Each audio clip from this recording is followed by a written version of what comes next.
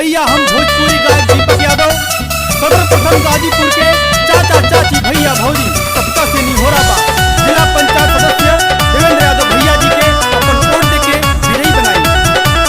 जिंदाबाद जिंदाबाद देवेंद्र भैया जिंदाबाद। म्यूजिक बाय शुभम राज। देवेंद्र भैया के विजयी बनावा हमनी के सन अइले। देवेंद्र भैया के विजयी बनावा हमनी के सन अइले। दुखियन गरीबवन के देखाए दादा बनी हनुमान अइले। दुखियन गरीबवन के देखाए चाचा बनी हनुमान अइले।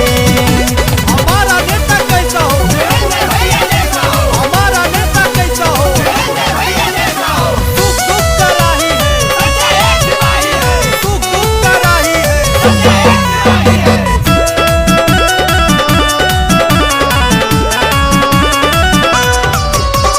बाड़े हो चर्चा छपल बपर्चा नेता बाड़े धुरंधर हो। रउआ लोगन के आशीष चाही जीती है भैया देवेंद्र हो। बाड़े हो चर्चा छपल बपर्चा नेता बाड़े धुरंधर हो। रउआ लोगन के आशीष चाही जीती है भैया देवेंद्र हो। बेदा ध्यान नहीं कर जियान भैया किसान अइले। दुखियन गरीबवन के देखाए दादा बनी हनुमान अइले।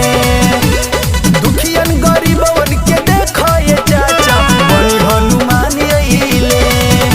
हमारा नेता कैसा हो देवेंद्र भैया जैसा हो। हमारा नेता कैसा हो देवेंद्र भैया जैसा हो। दुख दुख का राही है सच्चा एक सिपाही है। दुख दुख का राही है सच्चा एक सिपाही है।